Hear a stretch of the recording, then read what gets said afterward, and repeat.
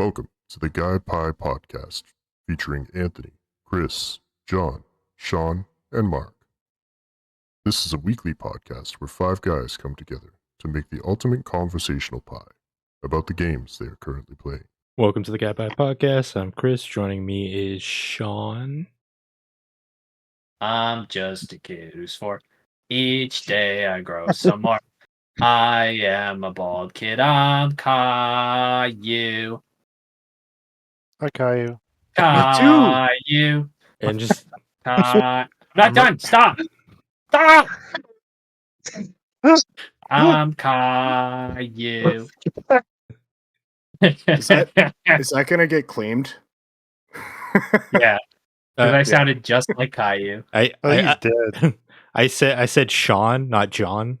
So I didn't say anything. Was that not you just then? You're just singing. That was totally me. Yeah, was that not that bald head? Was that not you? Look, Oh, yeah, that was totally John. Whoops. That was John for show. Mark. Howdy. And Anthony. Bonjour. All right. Let's get into it. New week, new game, Warhammer 40K Space Marine 2. Mark, you've been very excited for this game. Tell us about it. Well, it's fucking amazing. I've been thoroughly enjoying this game. I already played through the campaign. That's not the right one, but we'll let it slide. I've already played through the campaign, and like it wasn't the longest campaign in the world, but like goddamn, were the visuals and everything in the game just so nice. Also, like the story itself, like it wasn't anything necessarily out there and super like new, but it was told very well, and it was just like a very enjoyable experience to go through that universe and just like slaying tons of beasts and just stomping them, smashing with the hammer, jumping around. It was a lot of fun. As Chris can attest to, as well as how many enemies can show up on screen at one time. I was playing a match after we played yesterday there, Chris. So after you beat the campaign, then you move on to what's it's called the operation mode, and that's where like the customization and the weapon leveling and everything comes up. So in that, like, basically when you play through as a certain class, you unlock pieces of armor every match you play, and then the weapons you bring in get leveled up as well as your class, and you unlock more abilities for that class, active buffs, things for certain weapons to make you stronger. And like it is a noticeable difference when you get these. But so I went on to the third difficulty level, because I needed one of the new resources in order to level up my guns, and my teammate near the start of the match disappeared. Like they obviously, like, it's not like they left, like they definitely got dropped, and so I was by myself in it, and holy shit, was it freaking crazy. By the end of the match, I had like 900 and something kills, had 33,000 damage, and like it was just such a fun experience. It was very frustrating at sometimes because I had no like human support, but the AI in the game luckily is pretty good. So it was overall really great experience. I have not tried the PvP yet, but I've seen a lot of clips of it, and the PvP looks amazing. Yeah, so far, really, if you couldn't tell, a really high evaluation of it. It's just like a nice horde shooter. Brings me back to like a feeling of Gears, but like way more enemies to just absolutely crush and cut with your chainsaw sword. Yeah, it's a great game. It's lived up to every expectation I've had for it. I did think the campaign was going to be a little bit longer, but also I'm not exactly upset with how long it was, because like it just how it ends is like pretty satisfying and keeps things kind of like open for like what I'm assuming they're probably going to add stuff in the season pass later on. But yeah, so far really great game, really enjoying it. For the Emperor, don't be a heretic. Yeah, so I ended up picking it up. And one of the main draws for this is just a fun co-op experience I wanted to kind of get back into. And I definitely echo what Mark says is like when I first started playing, like the Gears of War vibes, like just like the feel of those days of just like killing aliens. I definitely got hooked into that. Yeah, and also to echo like the fucking crowd density of all the aliens is just even like just So like much. casual shit. You just see these massive waves coming at you, and it's just it. We were talking about this yesterday, and it's like it's one of the evolutions I wish zombies in Call of Duty would get to get like that much crowd density of zombies on screen, because like it is such an epic feeling when you have that many enemies coming at you. The art design in this game is fucking beautiful. Uh, it very much, they definitely, I think, got the feel of like the Warhammer 40K Space Marine, like the 40K, like the tabletop games, you know, with the figures, the paint. Like every time I look at my character and I see like the paint on the armor, like it's very vibrant. It reminds me of the paint jobs like people would do. And like even I remember when I used to go to like the games workshop we had here, the little sceneries they had built and stuff like that. Like it like this reminded me very much of that. So I can tell there is a lot of love put into this game from the developers. Like you could tell they appreciate the license that they're pulling from. The gameplay feels really good. Uh, the biggest thing, even though like I compared it to Gears, is where Gears was very cover focused. The fun thing with Space Marine 2 is your best defense is an offense, because it's essentially as your shield goes down, you want to get finishers to replenish your shield bar. So it's just basically like in the thick of things. There was a moment yesterday like where me and Mark got separated. I got backed into a corner. I'm like fighting everything. Mark's like booking it because he's out of ammo. He's like across the map, and like all of a sudden it's just like everything's dead, and we're just like, holy shit, that was fucking close. It's very rare you get moments like that from video games. Like you can definitely tell, like, because it is the creators of World War Z, you could definitely tell that engine is being put to good use right now. Yeah, but yeah, no, I'm very positive on this game. Again, for me, like my main draw for this is a co-op experience. Like it's not a game I plan to play by myself. Like so, like me and Mark will have our weekly Saturday guy dates. You know, fucking up the aliens. I wouldn't have it any other way. But somebody else will be joining us, I believe, soon-ish. Anthony, what are your thoughts on Space Marine? Yeah, it looks just early on with our league and stuff. Like I knew about the game. I seen some promotional stuff here and there. I'm like, I've never been like a 40K guy. I'm like, no interest there. And then more stuff started getting put out, and just the push for leading up to release. And I'm like, oh man, this actually looks fucking fun. And now that it's out and you're seeing clips everywhere, and just from what you guys are saying, yeah, it just sounds like a great time, especially in the space of like a co-op experience. So, um, I'm definitely gonna pick it up, and it will probably be within the coming weeks. I just don't know exactly. Oh boy. So please look forward to that. Oh, I do. Please stay I tuned. John, what are your thoughts on Space Marine 2?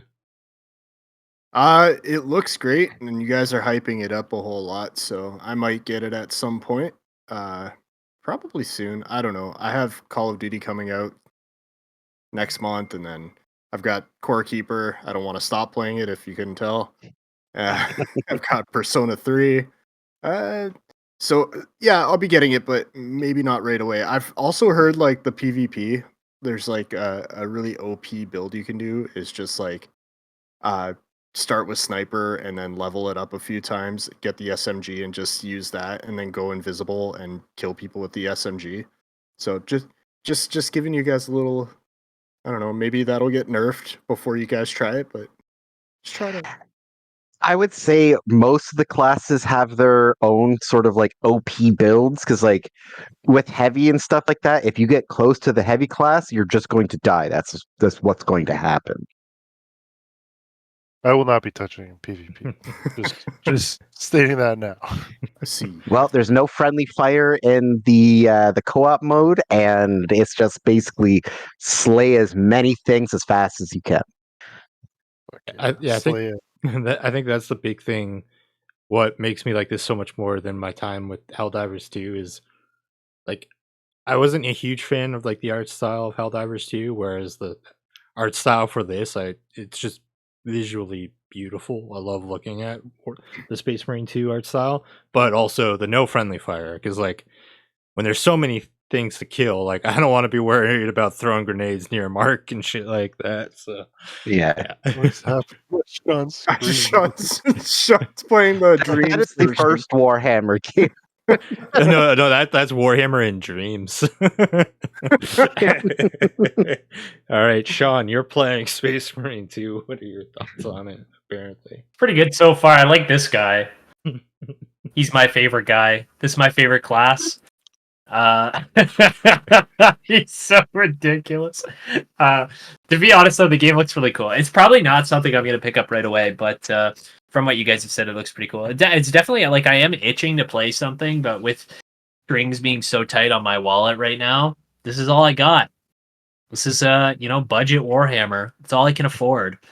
So hopefully when it goes on sale or maybe in November, I'll be a little less busy because I'll probably be finished Metaphor by then. I'll probably just be playing Black Ops. So who I knows? feel That's all like I got to say.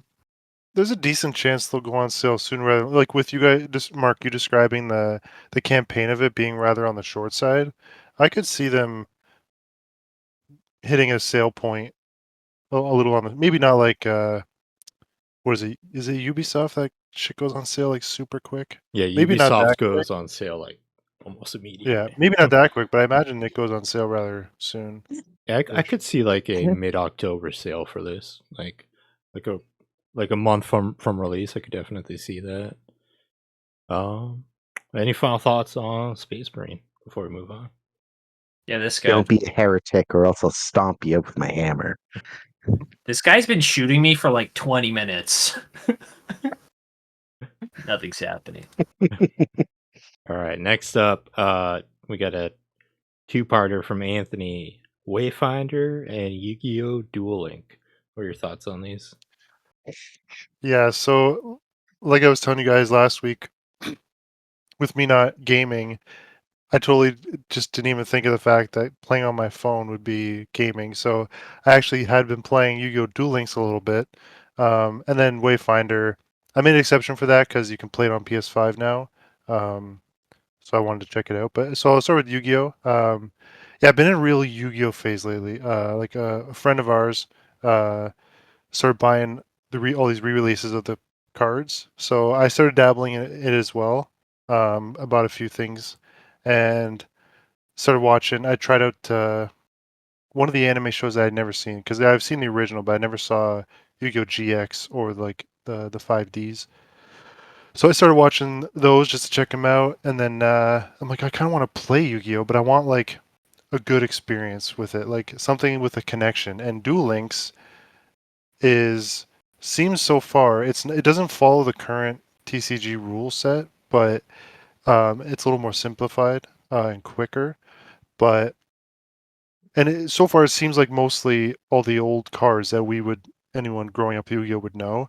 And how it starts off is you get to pick either Kaiba or Yugi, which I chose Kaiba, and then you do the intro and stuff, and you get in, and it's an app game. Like there's a currency, there's a store you can buy packs to open and stuff, but that's only like a side aspect of it because a part of it is I'm Kaiba, so I have Kaiba's deck and I level up Kaiba.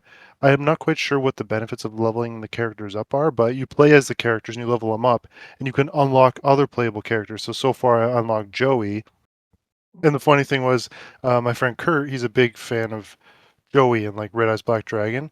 So I'm like, oh, you know what? I'm gonna switch to Joey and I'll play till I can get a good screen record clip of me summoning Red Eyes. And literally the first duel I did, the first 5 cards I pulled, I had fucking Red Eyes in my hand. I was like, yes. But yeah, it's been really fun. I've only been playing it a little bit each day. Like I've said this before. I'm not really a card video game kind of guy, so it does kind of lose its momentum a little bit the longer I try and sit and play. But the big benefit is the matches, at least in this regard for this specific app, because there's another app called Master Duel, but I think that one follows the current rule set for the TCG, and it has all cards I've never even fucking heard of because I've only really know the base Yu-Gi-Oh anime stuff. But I definitely see myself playing it long term, but just sprinkle here and there. And I'm not too far into it so far. I've only been playing for like maybe 2 weeks, a little here and there. But yeah, it's been great. Um, excuse me. Um, like I said, there is the aspect where you can use the currency you accumulate from winning duels and stuff to buy card packs, and you can actually make your own deck. And there is PvP, like a tournament, or what's it called, World Championship, whatever they call it. So you can partake in that. But what I like about it is, so far it seems like the majority of what this app's intent is for PvE stuff, and then you can work towards the PvP stuff if you want. Whereas the other Master Duel one, I think it's almost, besides tutorial missions, it's almost purely player versus player stuff. How do you want to do this? Do you want me to just go over both games like in one? Yeah, I'd say go over just both. Yeah. That way, like when I throw it to everyone else, they can either talk about one or both of the games. That's fair. And then yeah, Wayfinder. I downloaded that, hopped in. Unfortunately, like Chris, you just discovered recently, any progress, any character, any unlocks and stuff prior to the rework to how the game works, as far as live service to single player co-op, you lose everything. So you have to restart, which is fine. I enjoyed the game enough to do so. And so far,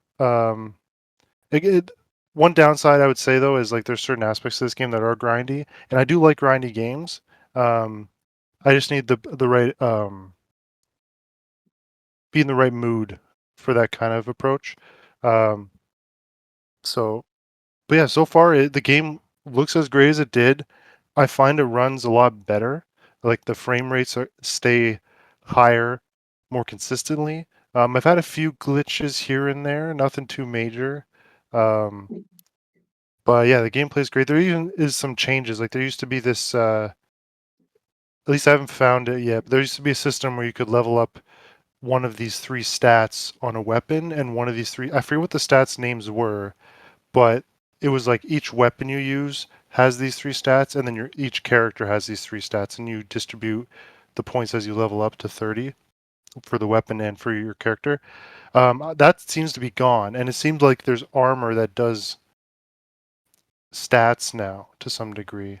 Whereas before it was like, I think the armor was more so like it had slots, more slots on it, so you could slot these like runes that gave you different, defensive and offensive boosts and stuff. But yeah, it's I definitely am planning to sink a lot of time into it. I just haven't put I think I played only like 2 hours, 2 or 3 hours. Yeah, I'm just waiting for the right time. Unfortunately, it might be a little bit till I really sink my teeth into it, just because I'm going to be working quite a bit coming up in the next, like starting in like a week or so.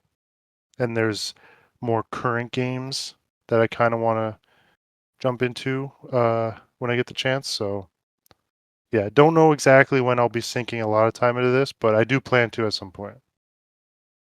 Nice. Mark, any thoughts on Wayfinder or Yu-Gi-Oh! Duel Link? The Yu-Gi-Oh game, I don't mind those trading card ones, but I don't know. I could be persuaded to try it out, but for me, I enjoy my regular RPGs and shooters and stuff like that on the PlayStation. But the Wayfinder one is interesting. I mean, it kind of sucks for that all the grinding that I did is like gone, but also I didn't put as much time into it as you did, Anthony, beforehand. So like, it's not as big of a loss for me. But I am interested to try that game. I completely blanked on that being out again. So I will have to definitely check it out really soon and see like all the changes for myself. But I am pretty excited to give it another go because like I remember it being really fun. I'm very curious to personally experience the changes for myself. Sean, how about you? Yeah, I don't really have any interest in Wayfinder. It sounds cool, but in terms of like Yu-Gi-Oh, I do really like Yu-Gi-Oh. Tony and I were talking today, and I think we're gonna bust out some decks at some point, get some dual discs, and duel.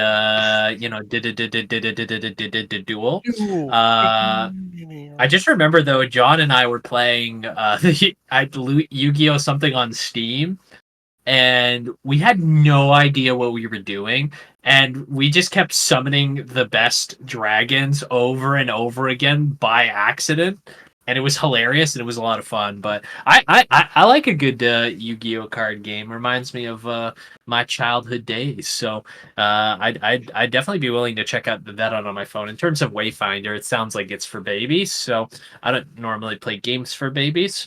So yeah, sorry guys, I'm out. All right, John, how about you? Tisk. Wayfinder, not really much interest. But and sorry, and also I've hung up my my mantle for Yu-Gi-Oh. I'm retired after completely rocking Sean with my Ultimate Blue Eyes White Dragon that I totally summoned on purpose and knew exactly what I was doing. Yep, one? there he is right there. There Yeah, he so is. I totally knew what I was doing. Sean just says that I didn't. So yeah, I'll just leave it at that. Yeah, as for me, I've said it many times before. I'm just not like a mobile phone guy when it comes to gaming. I just can't. Outside of like Marvel Snap and Pokemon Go, nothing else has really caught my attention. As for Wayfinder, yeah, I was like really bummed with all this, like all the progress to be gone. I understand why they do it, but I was just annoyed because the one character I've wanted to play as in Wayfinder, Venomous, was the first post-launch character, and I had like her battle progress or battle tier progress to the point where I had 3 or 4 of her things to craft. And now all that is gone, but they're still using the same system to have to unlock her apparently. And so I had to have to redo all that progress again. So like it kind of just That killed any motivation I had to play that. that's a Right good now, at point. least. I totally think you're muted, forgot Anthony. to bring that up. Oh, what? No, I can hear him. I can hear him. Oh, okay. Yeah, I totally forgot to bring that up. That part is like Yeah, you're still probably the muted. worst part. I can hear him. Everyone can hear me. Wait, Maybe your headphones you are guys off or not- something. Can you hear me? You Oh, can hear you. Everybody everybody can any of hear us. him, but you. What? Yeah, it says you guys are talking. I can't hear you at all. Can you hear me, Chris? What's your headphone dead? Chris, can you hear me? All right, sorry about that. You're good to go now.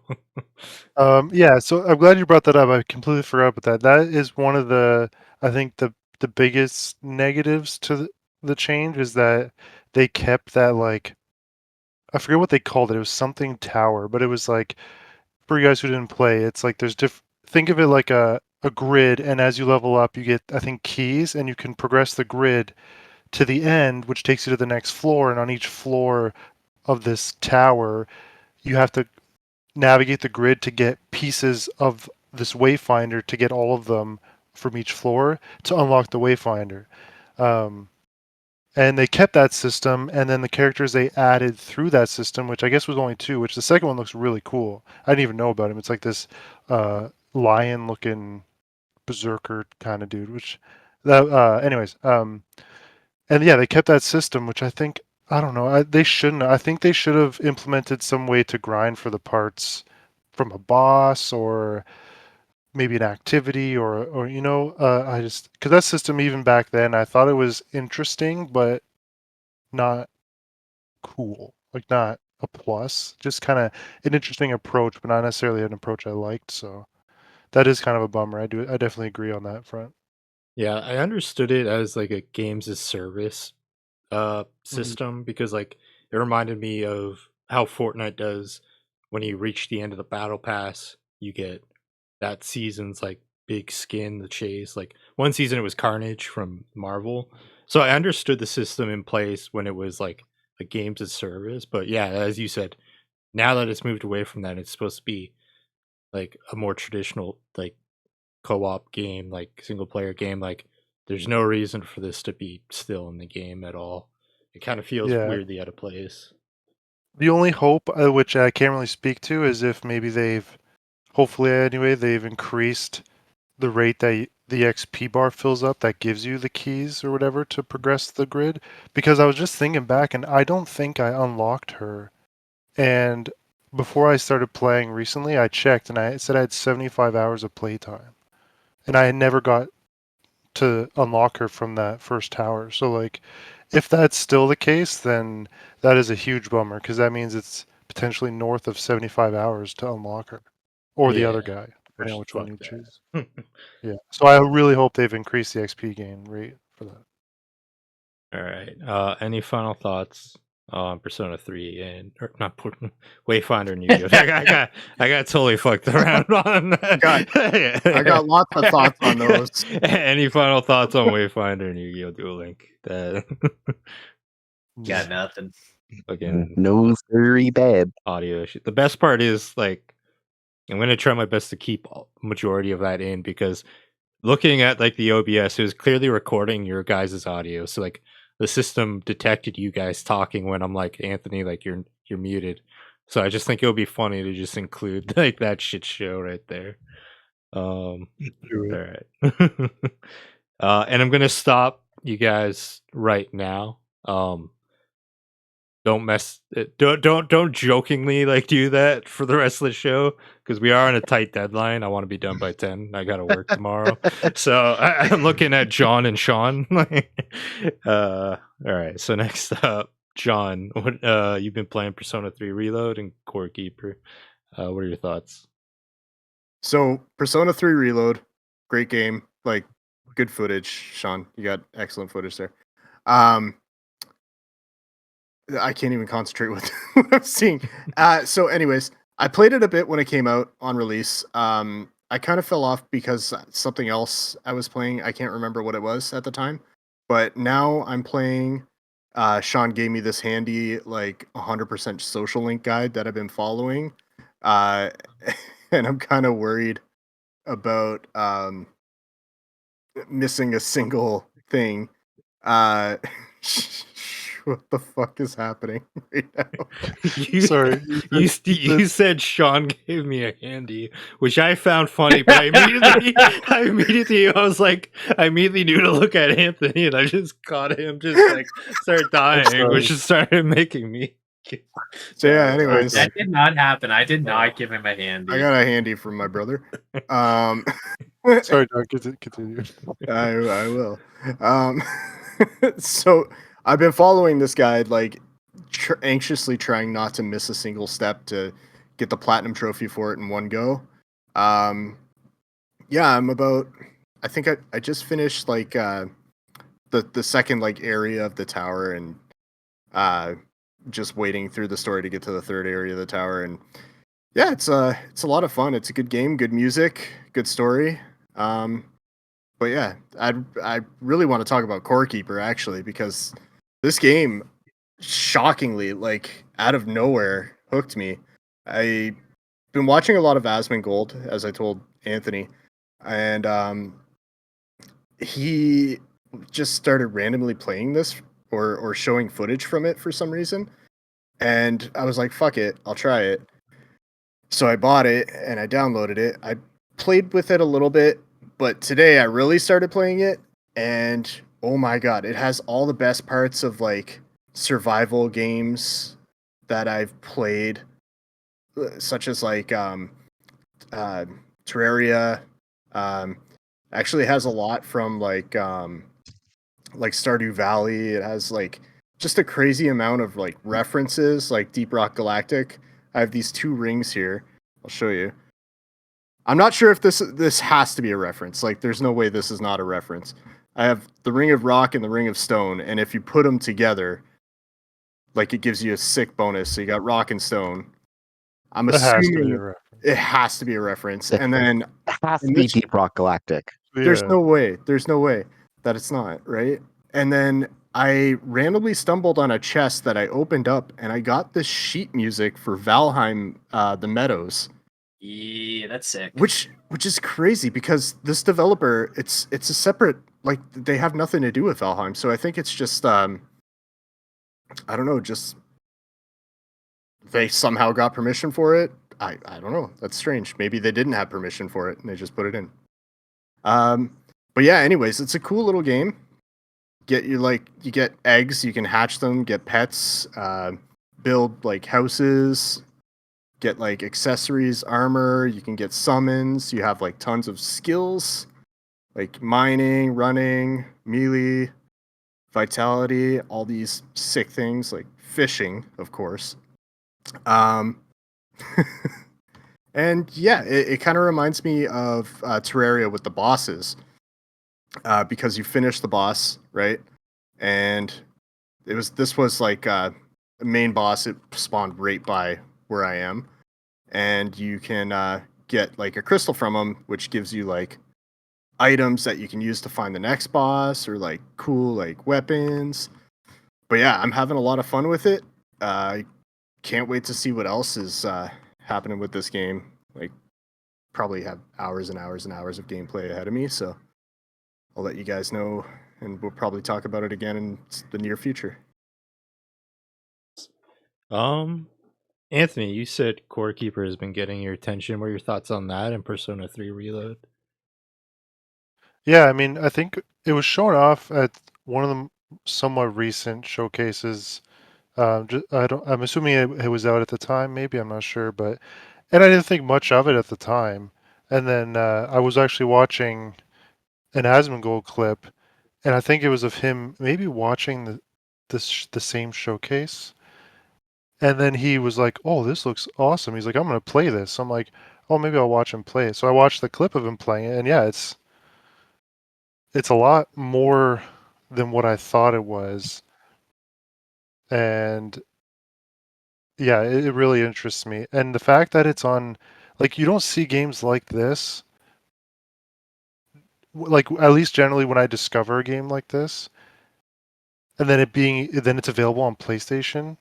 It's usually just PC, like, you know what I mean? So as soon as I saw that it was on PlayStation, I was like, oh, okay, I think I'm definitely gonna end up picking this up at some point. I mean, I could run it on my PC, no problem, but um, yeah. Anyways, yeah. So I think I'm going to end up picking it up at some point. I'll probably wait till I know I have the time to sit down and play it. Which this coming week, next week, I want to play something before, because the week after I'm going to be working quite a lot, so I'm not going to have much time. So next week I'm figuring out a game. Oh, that's the other thing. That whole no gaming September. Um, I was in between jobs, and the point was to make sure I was focused on getting a job. I now have a new job coming up. So now that that's locked in, the no game September is pretty much over. So next week, that's the last week before I start. So I want to sink my teeth into something. So I'm considering this to be one of those games. Well, I'm not sure yet though, but that's my thought process so far. But otherwise, yeah, it looks great. As far as Persona 3, I've attempted several different Persona games, and I just didn't jive with them. Obviously, they're considered really great games, and I definitely don't disagree with that. There's just something about them I just can't seem to jive with, unfortunately. So I will probably not play 3. No, that's fair. Sean, you played 3. If there's anything you want to talk about Persona 3 Reload related, and what are your thoughts on Corekeeper? Yeah, I think Persona 3 Reload was a great experience. I really my introduction to the Persona series was Persona 3 Portable. I had a modded PSP Go, and I played all of it on that, and I loved it. And that's kind of what got me hooked onto the Persona series. So I was excited to go back earlier this year and play through it. And then recently, I just went back and kind of grinded through it again to get the platinum trophy.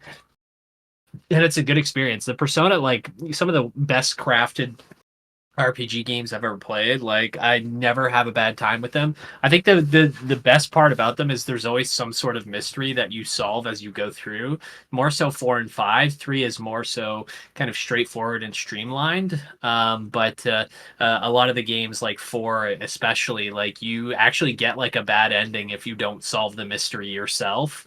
I find that to be a lot of fun. I mean, I think I talked about Persona 3 Reload earlier this year when we started the podcast because I think that was what I was playing at the time. But this has definitely been like a year of RPGs for me. I've never played so many like JRPGs in my life in 1 year, and that it kind of started with Persona 3 and then leading into Rebirth and then Metaphor coming out next week.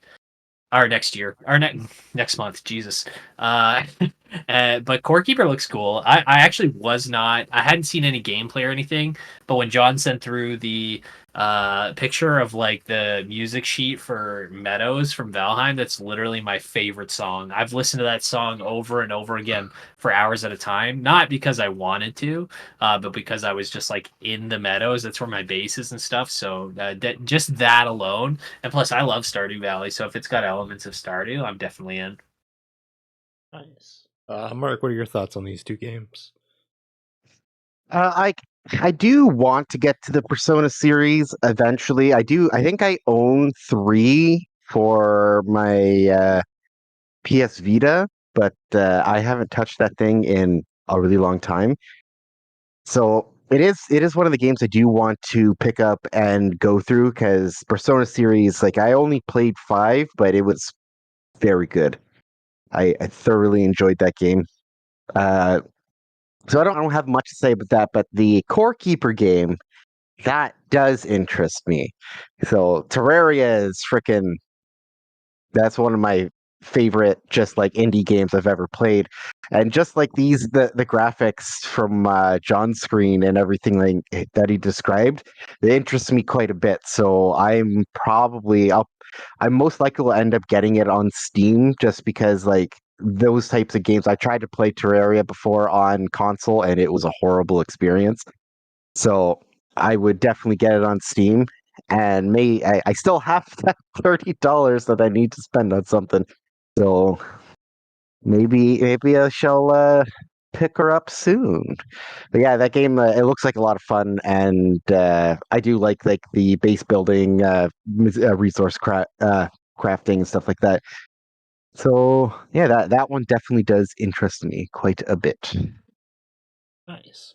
Yeah, I've tried. I picked up Persona 3 Reload on sale a couple months back. It was like half off. Like it's one of the few times I've ever bought something physical, just because the main idea was I'll buy it, I'll play it eventually, and then I can either sell it to like say Mark or Anthony. Most likely Anthony because he collects strictly physical. Um, I've tried a couple times, like in between games. I'm like, oh, you know what? I'm gonna hop into this, but it's not like from like it's never been a point of like I have that aching to play Persona 3 Reload. It's more like I should probably play it. So as soon as I start to play it, like I'm just like, I'm not vibing with it right now. So I kind of like keep putting it off till like I kind of want to play it. Um, that being said, for this game right here, Corekeeper, it's definitely not something I would play myself. It is just like not my kind of style of game, but I can definitely see like why you guys dig it. But yeah, I very rarely get into games like this, unfortunately. But it looks cool, and it's cool that they had like the Valheim like Easter egg thrown in there. Any final thoughts on these two before we move on? No, sir. All right, Sean's been in our dreams. Tell us about it. Yay. I don't even know what to say. Dreams is just like it's such an anomaly, and I remember like playing it with you back in the day and just kind of screwing around and seeing like everything they have. And it's just like it's filled with a bunch of turds, like to be honest. But every so often, like you find a gem. Like the game I'm playing right now is not a gem. It's definitely a turd. But it's just so funny. Like honestly, so because I've been budgeting, because I've been saving, like I have not been spending any money on like are trying not to spend any money on new games. I just finished Astro Bot and like greatly enjoyed that. So I'm like, what now? Like, what do I do with my life? And so I decided, you know what? It's been a while. Let's play some Dreams, and it's been fun. Like, there's a couple of like cool things. Like, somebody literally remade PT in Dreams, and it's actually really good and really well done. So you'll see, like, I mean, you saw the Warhammer game earlier, and that game I was just playing. Like, they look awful, but sometimes like you just come across a gem and it's like, hey, how did somebody create this in this, like, where people are kind of just memeing and creating like Shrek and Sonic things? Like, people are actually spending the time and creating this. Actually, what kind of got me to want to replay this is there's this guy on YouTube who's making a Courage the Cowardly Dog game that looks amazing, and it's all made in Dreams. And you know, the game doesn't have support anymore, but there's still people creating stuff and posting it, and it's just got such a huge catalog. And it's almost like, okay, what do I want to play? And I was thinking the other day, like, I want to play zombies, so I looked up Call of Duty Zombies, and that's when I sent you guys like the Simpsons Call of Duty Zombies I was playing, and like that was actually legitimately fun. They did a good job, kind of like resembling Simpsons Zombies or Call of Duty Zombies in the Simpsons. But like, look at this, like this legit. Like, it looks a little janky, but it looks like PT. They even got like the pill bottles and the pills, and like it's got the creepy like sounds and music and everything playing. Like, so there is a lot of good potential here, but a lot of it just isn't games like this. Like, a lot of it's just constant crap. So, but it's a good time if you're ever like looking for something stupid fun to do, like just browsing different Dreams. There's been like games on here that are actually like really incredible, like original games on here that are really incredible. But yeah, unfortunately, a lot of it is like someone like the Shrek thing I just played, like Shrek Persona. It was just kind of like an empty square with Shrek with a Persona mask on it, and it has like 78 thumbs up. And it's like someone probably spent hours creating that. It's just ridiculous. Yeah, there's like a lot of attention to detail in some of these. It was a very charming experience back when I played it with Sean, because like he said, you will find like garbage, like in terms of like what you're playing, but at the same time, it's very charming and impressive, just because like even like the most basic things, like, yeah, that maze that had like Shrek as the thing hunting you down, when you Yeah. consider it's one person typically working on it, like, it's impressive because it's like it's some form of dedication. And it's cool that this was basically the evolution of what Little Big Planet was, right? Because this was the developers of Little Big Planet, if I remember correctly. So Yeah. to see them expand into something like this was really cool. It does suck that it never really hit the momentum I think it should have got. But no, this was definitely an experience. I remember like the one night when we just played and we just kept loading into random shit and just like laughing and just like we were in tears at points at just the stupidest shit. But no, it is a very charming and just like funny experience. Um John, what are your thoughts on Dreams? Every once in a while, I will go back into Dreams and just check out some random stuff. There's been a couple times where I would load into something and start playing it and just be so weirded out by it that I just stop playing Dreams altogether. And then I'll take like a couple months of a break and then go back to it. But yeah, no, it's cool. A lot of it just shows a lot of people's creativity. I think I have played this PT uh demo thing that Sean's playing, which is pretty cool. Like, it is like almost 1-to-1. It's crazy how good it looks. Um, I was never able to create anything in Dreams. I don't have that kind of skill. I did try, but it did not turn out very well. Yeah, it's awesome. Yeah. Mark, did you ever mess around with Dreams? I didn't. It sounds interesting, but I feel like it's something I will either vibe with a little bit too much, or I just will touch it and never look at it again. So I've got too many other things to focus on. It does sound really interesting.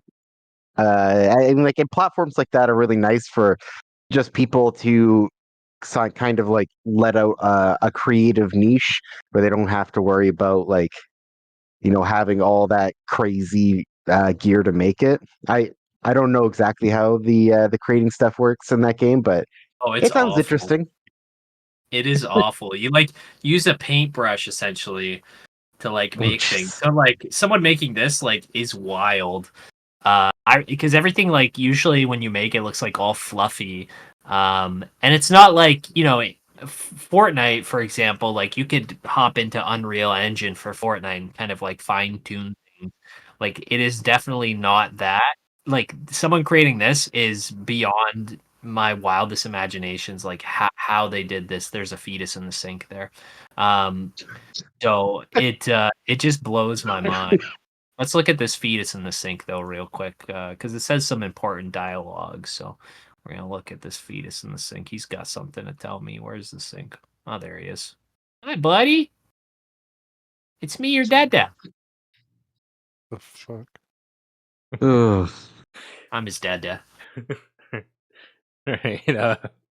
I'm gonna assume Mark's speechless at this point. I'm good. All right, Anthony. What are your thoughts on Dreams? Um, I've seeing clips of different stuff that's available on there is kind of cool, but like from a player's standpoint, like I pretty much have zero interest in it now, and even like when it released it. And it's no shade on like what it is. It's just what it offers just generally doesn't interest me like to any degree. No, that's fair. But I do enjoy a clip of random shit here and there, which is, cool. Yeah, if anything, this game was just like the perfect example of random shit. I could have seen a world where, with this not being as successful as like they kind of wanted it to be and kind of like shutting down the services, I could have seen them like pivoting a bit to like how like what is it, like Skyrim and Fallout, Bethesda with mods, how they have like paid mods where Bethesda will get a bit of the cut, but like the creators will get a bit of a cut. I could have seen them doing it like for certain like creators where like the people, like the person who put time into this, like they could have like charged like a little bit of like a premium, and those interested, because that's the thing, you can't play PT anymore, like it's been like wiped. So like this is probably your best bet at getting that experience again. So like A lot, a lot of what you're describing sounds like Roblox, yeah, good old like where Roblox. it's like they give you the platform and everyone makes their own games, and then I even think some games you have to pay to play. I mean, a lot of them just implement things within the game that you can spend money on, like whether it's additional items, stuff like that, or like basically cheats like run fast, jump high, invincible, stuff like that. But obviously, in a very different, like Roblox clearly looks very different than. I don't know, this it looks game. like Roblox to me. It's carbon copy. All right, any final thoughts on Dreams before we move on? Yeah, we'll go back and look at the fetus for a couple hours and reconvene, see what we think. All right. Next up is Star Wars Outlaws. Just gonna switch the topic from that. Yeah, so I beat the story. I was talking with Anthony because like him, I'm starting like full-time work, so the gaming time is gonna be decreased significantly. So it's gonna be like trying to find that balance of what do I want to play that week. But that being said, yesterday I was like, yeah, I don't think I'm gonna commit to the platinum for Outlaws. Like some of these trophies, I don't like the looks of them, and do I really want to waste my time? But then I was like, well, I'll play it and try to get the platinum until Dead Rising comes out, which I think is Thursday or Friday. Yeah, I'm definitely getting the platinum for this. Like the trophies that I was kind of worried about, I found like some pretty dope workarounds for them. Like there's one trophy where you have to destroy 4 specific enemy ships, but you can't like take any damage to like with your ships. You have your shield and then the health for the ship itself. So a funny workaround for that was when I found each ship, you can just ram into the ship to do a little bit of damage, but like the ship won't attack you. It'll be like, "Hey, watch where you're going." So like I spent like per ship probably like 5 or 6 minutes just like ramming into it, and each time you just hear the ship go like, you better stop that," or like, or else, like, and it's just like, and then finally it just like blows up, and I'm just like, why would you not shoot at me? Yeah, like after like the 400th ram into it, but the story was solid. I definitely really enjoyed it. This is a really cool game. I think one thing I didn't really go over that I want to mention is Nyx, which is like your companion. It's like kind of like a little space dog. The things you can have it do are really cool. You can have it go like if you're trying to be stealthy, you can have it go jump on an enemy and claw at their face. As you like level it up, you get upgrades. Like it can fetch like rifles for you, so like it'll come over, give you a gun, you light somebody up. It can go over to an enemy, activate a grenade in their pocket, and then run away, and like they blow up. Trying to think, and obviously like kind of like Last of Us, where it's just like, oh, you need to get up here, but you're not able to. You have Nyx open the stuff for you. Um, yeah, it's a really cool concept, and the only thing was they have like four uh for each planet. There's like kind of like a restaurant you can go and eat with Nyx, and I'm like, oh, it's like a cute cutscene or whatever, but it's like a mini game where you have to hit buttons like each time like they're like doing something to eat, and it overstays its welcome for each individual one. Like the meal ends up. I think each meal was like 3 to 4 minutes, and you have to do them all for a fucking trophy. But like, yeah, it's just like it's like what felt like a 3 to 4 minutes of just like watching these two eat and just really dragging their feet. Um, but I think that's just Ubisoft bloat at the end of the day. Like, like what they're kind of known for, just like throwing things in to kind of add more to the experience, like more quantity over quality. Um, but yeah, no, it was a cool game. Definitely a on sale game. I would recommend for people like Mark, for you, I would say like 50% off. Like, if I remember correctly, you weren't really thinking about it, Anthony, but like, I would say like maybe if it's on PlayStation Plus, just give it a go if it ever hits that. Um, yeah. Uh, Mark, any thoughts on Star Wars Outlaws? I mean, like, it does sound interesting. It doesn't draw my attention so much, and especially because like you're saying like wait for it to go on sale. Like if I found it for a really cool sale, I probably would get it if I had nothing else I was playing. But nothing has particularly really pulled me in to want to go into that experience. But who knows? Maybe one day I'll end up trying it and I actually will really vibe with it. Who knows how these things go? But as of right now, I mean, Joe, I'm happy that you enjoyed it. I will keep my eye open on some sales if I can see it for a cool price, and I'll grab it for that. Yeah. Anthony, how about you? Yeah.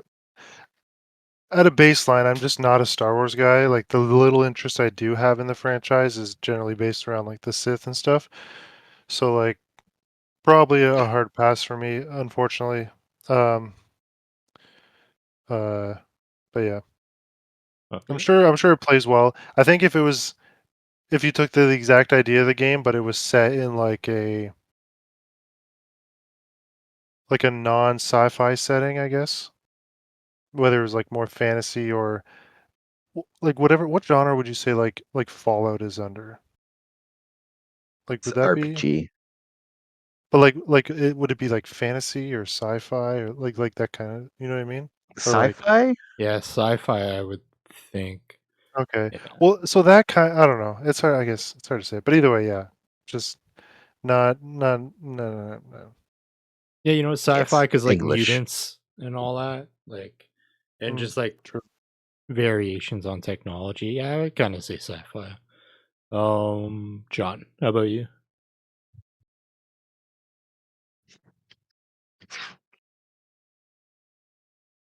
Sorry.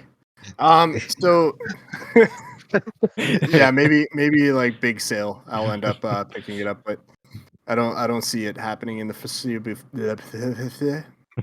Mhm. Yes, the words. It's beautiful. I'm speechless. I went and got this for a reason. This bottle of water. All right. And Sean, how about you? Yeah, I'm loving it so far. Graphics are good. I really like the physics on Jar Jar's arms. Yeah, 10 out of 10.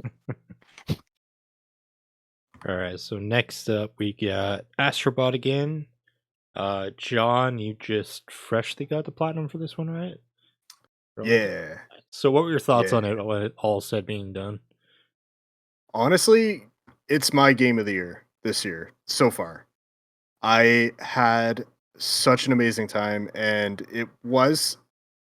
I mean, for a platformer, I mean, I guess it wasn't that short, but it was pretty short. Like short but sweet. Like it didn't overstay its welcome. It definitely had some of the best like gameplay, some of the best uses of like the dual sense controller.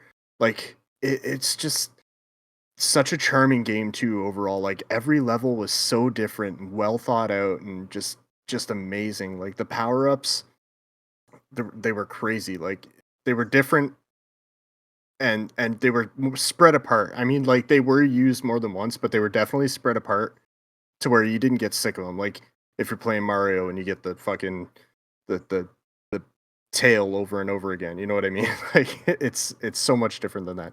The bosses were crazy. I really enjoyed those, especially the final boss. It was so great in that ending. I don't want to spoil it, but oh man, such a good ending. I I can't believe the references in the game, the characters like that you could find in the game. It's just crazy. Like I had such a good time with the game. Honestly, I didn't think I would enjoy it as much as I did, but I definitely enjoyed it. Nice. Sean, how about you? Yeah, I love Astrobot. I definitely this little guy is my new best friend. We kiss sometimes. Just gentle kisses. But yeah, I had a fun time platinuming. It wasn't one of those things where it's like, you know, for example, like Persona 3 Reload, I was just talking about and saying like, oh, this is a great game. Like, I really enjoy this game. But when it came to time to platinum it, like, I was just kind of rushing through it. I was like, I just want to be done with it, get the platinum, and then move on with my life. Astrobot wasn't like that. Like, I was having so much fun. I had a bit of an easy time platinuming it because I just kind of went through every level and got everything before I progressed. So it just kind of the platinum came naturally. And then doing the last challenge, which was like I would say it's the most frustrating challenge, but at that point, like the game isn't frustrating, like it's fun, and it's not meant to be frustrating. That last challenge, like I kept dying, and I wasn't really getting upset because I'm like I'm having so much fun. I really don't want this to end. Like this is my last trophy I have to get. I really don't care. I was super excited to see who was at the end, and like I think it was hilarious that it ended up being the character that it was. Although I expected something completely different. The only thing I would change about the game is the last boss should have been Xbox. You should have just fought Xbox. Would have been like Sony like declaring war on Xbox, and it would have been hilarious. But I'd buy it right yeah, now if that was the case. yeah, that'd be so funny. But yeah, that's definitely my game of the year thus far. Metaphor still hasn't come out. I don't know. Metaphor looks amazing, so that might take the spot. But we've had so many amazing games this year. Like for the final question, the one you're gonna ask today, like I was kind of looking through. I'm like, I don't even remember what came out this year. And as I'm looking through it, I'm like, wow, like this year was pretty stacked. Like not one of the most stacked years, but I completely forgot that like Final Fantasy VII Rebirth had come out this year, and I had a great time playing that as well, and Persona 3 Reload, and just a bunch of good games, but nothing really compared to kind of just the nostalgic good time I was having with Astro. So Yeah, I miss it. Yeah, I definitely had a blast with this game. I loved it. I'm undecided at the moment if it's my game of the year. Uh, I do find it impressive to say when I played Final Fantasy VII Rebirth like earlier either this year, I'm like, there's no way I can see anything topping this. And as of right now, two games have topped it, but like I'm torn between the two games on like which one I liked more. there's obviously this, and then there's Black Myth Wukong. I think the thing with Black Myth compared to this one, like I loved the Astro Bot pack-in that came with like the PlayStation, so I knew I was gonna love this. Where Black Myth I was uncertain of, and it just surprised the hell out of me. But like that being said, back to Astro Bot, I do remember the feeling of when I got to the last challenge, because yeah, that was the last platinum. I like for in my whole mind, like in my mind, I'm like, oh, I'm done with these challenge levels. Dope. When I did like what I thought was the last challenge, and then when I hit that level, I was like, motherfucker, there's one more, and it's like and it's like the gauntlet of like everything thrown into the mix. But it was a satisfying platinum. I definitely, like you said, like the whole experience, the whole time, it was just nothing but fun. There was like I won't say it, but there was one character I was really surprised to not see in the game, considering it's a first party character. But like for the most part, yeah, like they had like everybody. It was like impressive, like the amount of characters that they threw in, like even the very like obscure ones. Yeah, Yeah, it's kind of bummed like there was no Final Fantasy characters. yeah, But I was surprised. that's Well, I all right. mean, it's I don't know. It's not a spoiler if the character's not in the game, right? I'd No, I say, don't think yeah. so. I was I don't think surprised so. Sweet Tooth wasn't in the game. Oh yeah, true. No Twisted Metal at all. Oh, that is a Thank- spoiler. Thank God, Sweet How Tooth dare wasn't in you? But like, yeah, he's such like a classic PlayStation character. I thought he would have. That was like a very, very pinnacle one from way back in the day. Because like I didn't play those games a whole lot, but like Sweet Tooth, I know exactly what game you're talking about. No But- Gex either. Oh yeah, no Gex either. And well, they have confirmed that they are going to do like free DLCs with like more VIP bots and stuff. So there's potential. Oh, okay, yeah. Still time. Yeah. So Mark, going back to you, like, what are your thoughts on Astro Bot? It's definitely a very interesting game. I personally wouldn't rate it as my game of the year right now because I have not played it. But I think is like I'm saving Black Myth Wukong until after I finish Warhammer completely because like I think that game is going to be one of my top games for sure. But for Astrobot, I definitely want to play it. It sounds very interesting. Just like well, I mean, like I've only been PlayStation a lot more recent than all of you guys, but just seeing all those characters that I knew from my like well, from our childhoods growing up, I think would be fun just to go through that world. And also, like PlayStation is just I've really enjoyed all their games. Like I'd never platinumed the Astrobot Playroom, but it was a lot of fun. So I'm very curious to see what a full version of that game would be. Yeah, if you had fun with Playroom, you'll definitely have a blast with this. Anthony, how about you? Yeah, I don't know. I'll probably pick it up when it's like a really good price. I'm not like a big platformer guy, and I just don't want to spend top dollar because of how much it's being praised just to learn that, oh yeah, I still am not a platformer fan, you know. So No, that's fair. That's fair. but not to take away from the game in any way. Like I'm sure it's great. I definitely enjoy seeing some of the spoiler bots you can find in there. Definitely some connections to great games I love, especially some niche ones, which is great. But yeah, I think I'd probably wait. What's the full price for this? $79.99. So it's not 79? like high tier full price. Okay, I'd probably be willing to give it a chance if I could get it for like 40. I think. I do think it'd be fun, like when you do pick it up, like a thing for you to experience with Link for sure. That's true. And the longer time goes on, like the better he gets with these types of games. So like in the event that yes, I'm like I don't want to play this, he can be the one in the driver's seat for more of the time than like say where he currently is now. So and at this age, like 3 months is a huge window. So in 3 months from now, let's say it goes on sale, he could be vastly better than where he is now. Just at that age, like time 3 months is such a huge fraction of his current lifespan, right? So it's like a huge jump in hand-eye coordination and stuff. So, But yeah, as of right now, sale game for me. If you really want to maximize his skills in those 3 months, get like a hyperbolic time chamber. Just really maximize it, you know. Any final thoughts on Astro Bot before we move on? All right. So, big news this week, something that has been obvious for a while, but was finally officially announced, PlayStation 5 Pro. Price point, $699 American, $959 Canadian. So the PlayStation 5 Pro features Spectral Super Resolution, PSSR, gets super sharp image clarity on your 4K TV using AI enhanced resolution for ultra high definition play with astonishing detail. Optimized console performance, reach higher and more consistent frame rates for silky smooth gameplay with support for 60 Hz and 120 Hz displays. Advanced ray tracing, experience next level realism with ray trace reflections, shadows, and a high quality global illumination as you explore stunning game worlds. They had a list of like currently like officially PS5 Pro enhanced games that have been like developed for it.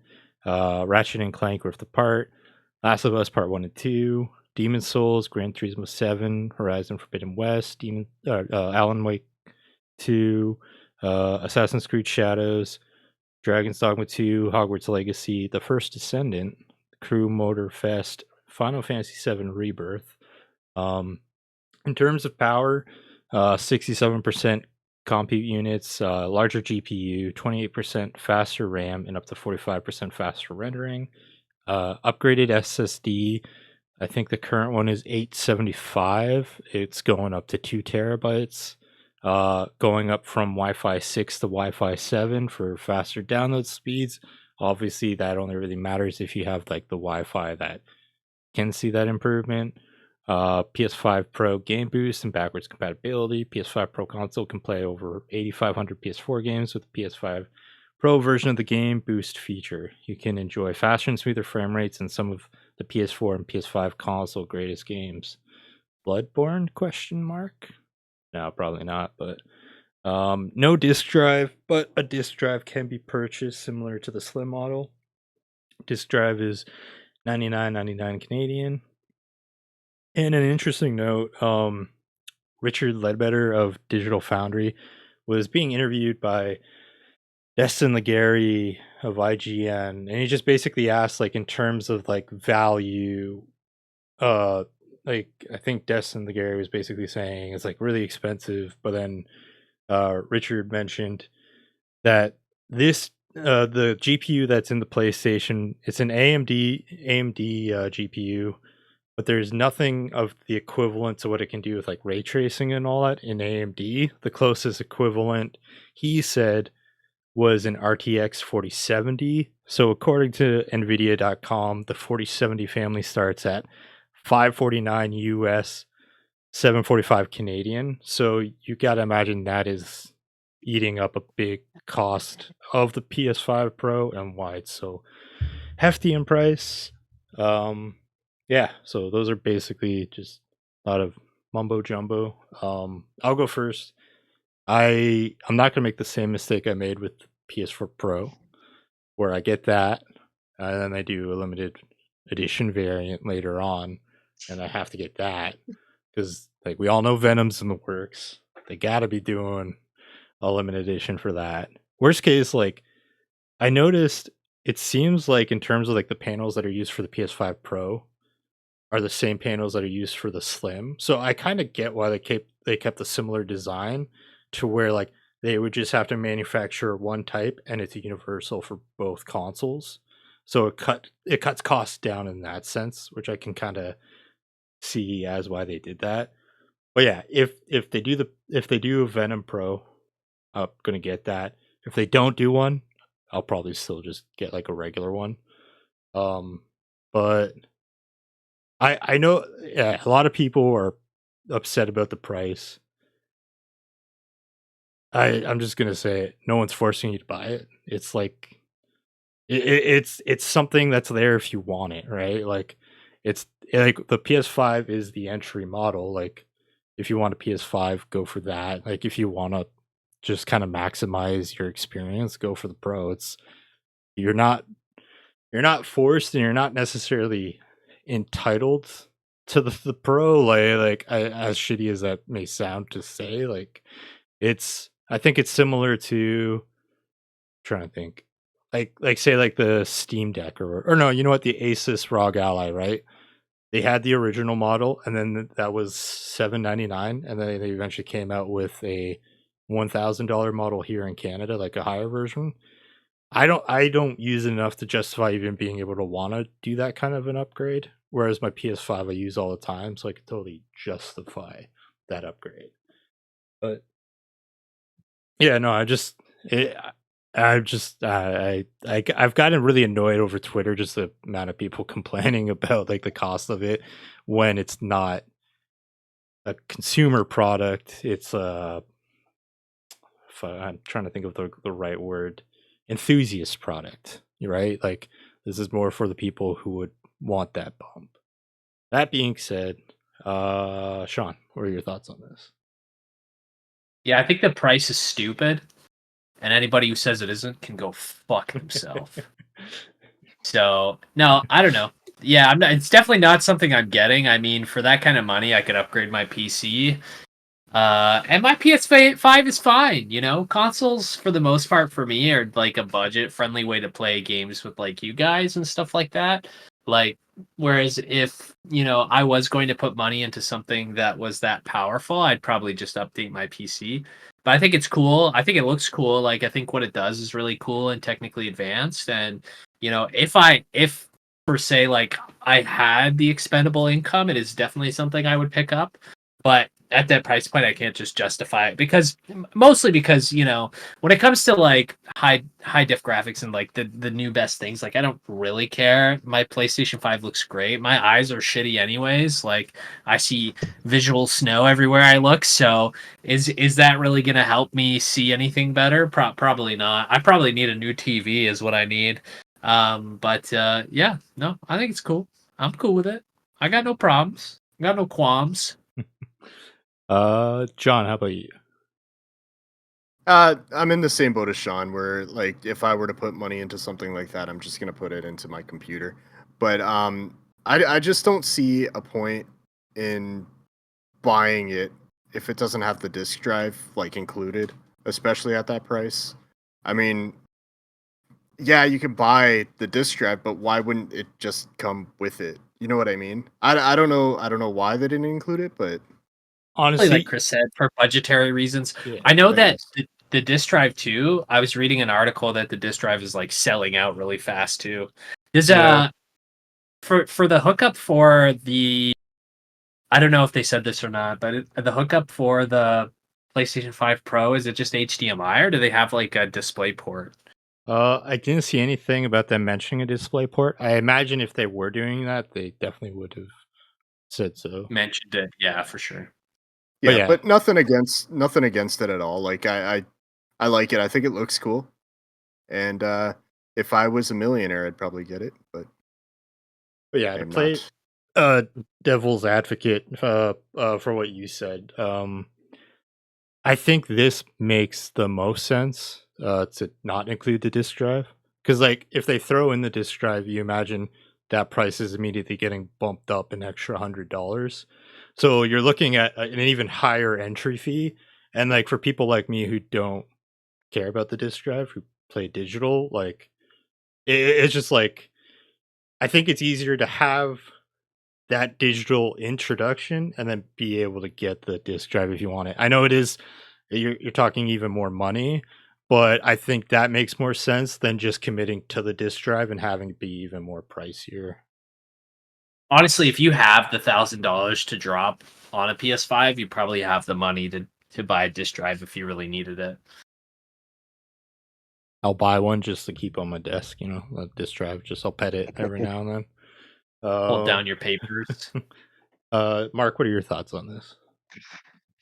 For me personally, I don't really care enough about graphics to want to upgrade. Like, if my PS5 breaks, I'll probably get the Pro. But I don't think that's going to happen, so I don't think I'll ever get one. But like For me, because I already have a PlayStation, like I don't see any reason to upgrade. Like unless it comes out and like the stuff it does is absolutely crazy. Like I can put on my VR headset and it increases those graphics so much that it's like I'm actually inside a zombie apocalypse. Maybe. Maybe I'll seriously consider it. But anything beyond that, like for me, graphics are at a point where like having it a little bit better means nothing to me. Unless it's a game purely about the visuals, that doesn't really grab my attention. But also to touch on what you were the devil's advocate about, I do actually agree with you on that point. Just because like almost everything is digital nowadays, and like a collector is going to get the thing, and they're not ever going to open it. So chances are they're probably going to get, well, I mean, like most collectors, like if you have the extra money to spare on that, but like even the people who are getting stuff, like I know a few people who've gotten multiple copies of things, just like got the digital and then the physical copies, so they didn't have to open the physical. So like collectors are going to collect the stuff regardless, and they might not even use the disc drive. For me, I got the disc drive version of the PS5.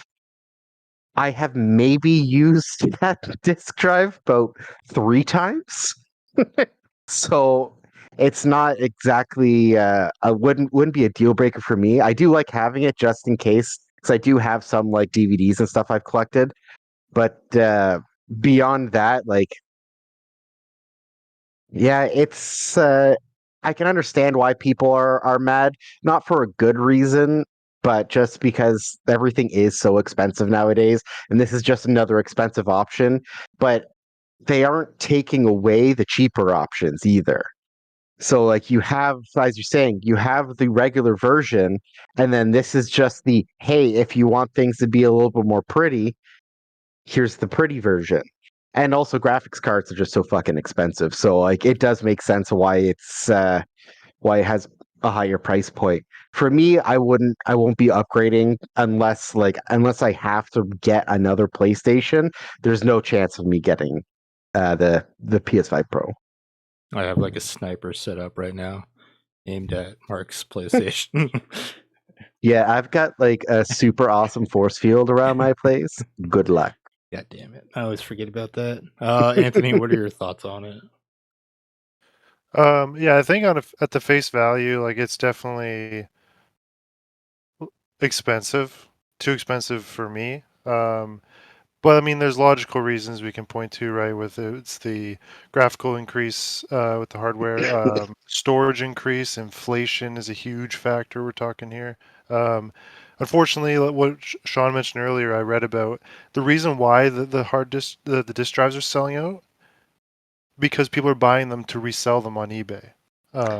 So Yeah. unfortunately, if you're someone like me who my hard copies outnumber my digital purchases significantly, when you don't include like PS Plus games and catalog games, you kind of are committed to have to hopefully get one from retail or have to pay extra or just not use the pro. But in the scenario, I would, if I were to be getting one, I would obviously trade in my base one, but the current value on it, if I'm lucky to get the current value, is like 450 to 500, and that would still be like 1,050 plus tax. So I'm still looking at paying probably $700 to get it. But anyways, I think ultimately it's just not an upgrade for me. But I definitely think I do understand because there's lots of people that just shit talk for shit talking's sake. But it is, while there's plausible reasons to point to why it would be this expensive, at the baseline of the info is it is expensive. So I don't think in the case of like Twitter chatter, like you're talking, Chris, I think the stance you started with makes sense. But like in a general conversational standpoint, I don't think it's like saying like if it's too expensive, don't buy it. It's like, well, yes, I'm not gonna buy it, but like it is too expensive, right? Like I'm not saying like let's be honest, that fucking that Apple VR thing that was like $3,000. That was way too expensive. But people definitely, there's always early adopters, right? Ultimately, people are gonna buy it, right? Like you mentioned, Chris, the enthusiast kind of aspect of the PlayStation ecosystem.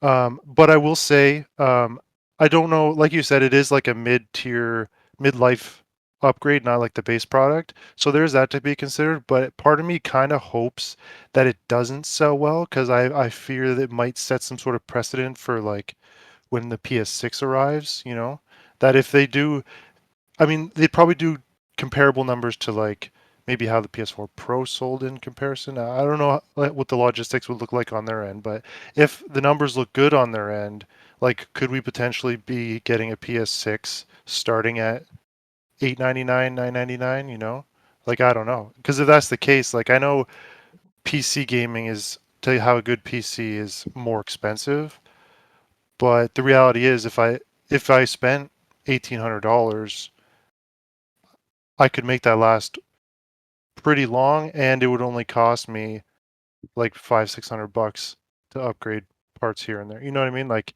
I think long term, if the consoles are going to start costing that much, I think in a long term perspective, the PC might be the cheaper option. Obviously, you would lose access to exclusives. Like, there's definitely pros and cons, um, but yeah. Everything aside, though, um, I think I'll just sum it up by saying I won't be getting it. It's too expensive for me, but I definitely see the reasons for the price that they had to settle on. Like it definitely makes sense in the current climate of gaming and costs and whatnot. So Yeah, there was one thing I forgot to mention. Sony Platform Experience Senior Vice President Hideaki Nishino said PlayStation 4 Pro sales are 20%, about 20% of overall PlayStation 4 sales. So Okay. probably like 23.6 million. So you're looking at like 1/5 of the population ended up getting like the Pro. But like that being said, the PS5 ended up being more pricier than the PS4 Pro. So it is hard to gauge, but like it was like the PS4 Pro also wasn't like that big of a price bump in comparison.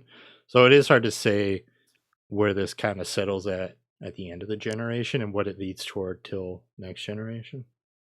Yeah, it'll be an interesting kind of like number we can see too to seeing how it sells because I think it'll have a good representation of like just where the level of how inflation has gone in comparison to like maybe like people's wages and stuff because if it does not sell really well then that to me just clearly states that the inflation is so crazy and people's wages are just so far behind right now that people just can't afford to take the step like they did with the Pro. But I mean we won't know obviously till even I assume they'll put numbers out at some point hopefully. I But think they didn't for the PSVR, right? They never yeah, put because the numbers out. PSVR did not sell well. At least I think it's Oh, safe okay. to assume with like the discounts we've been seeing on those, Mhm. yeah, John, like you just after all is said and done, you got like 270 back off the like full price tag. So that like yeah, to echo what you just or like to yeah lead off what you said, yeah, like in the world where it doesn't sell well, like maybe a year or two from now they have those significant sales on it to where it's like instead of 959 it's like I don't know, like 759 like or like 700 and then maybe that kind of makes them rethink like what they do in the future. Well, there's one more thing I wanted to say. Don't get me wrong. I definitely think like once this is in people's hands, like we'll get a much better idea on just the differences between the base model and this. But like, I got to be honest, man. They did not do a really good job showing what it can do for us. And I was listening to some people's opinions on this, and they made a really good point. I think a big portion of them showing us what it could do involved Concord. That was And not a they strong could thing to focus on. what? No, it was not. It was not. It was not a like a strong thing to focus on. If that is what that Well, that's what I mean. Like I think they had to completely remove it yeah. because the game's gone. So that is speculation. There's no like No. confirmation of that, but yeah. Well, I imagine I like think that two was might- one of the games listed as pro enhanced like before all that went down. What are you Yeah. gonna say, So Sean? I Maybe am that's curious, when it'll like, come back out when it's pro enhanced. That's yeah, all it needed. maybe if it comes out, I don't know. We'll have to see. But yeah, I'm definitely interested at least to see once it's out and people have it. I'm sure tons of people in the journalist sector are gonna do like comparisons and side by sides. Even like Gamers Nexus will probably do some shit on it, which will be great. So yeah. Alright. Any final thoughts before we move on? If they release a Wolverine one, I'll buy it, no questions. That's not even like I will go into debt for that. Like, no jokes. I will make my family suffer for that purchase.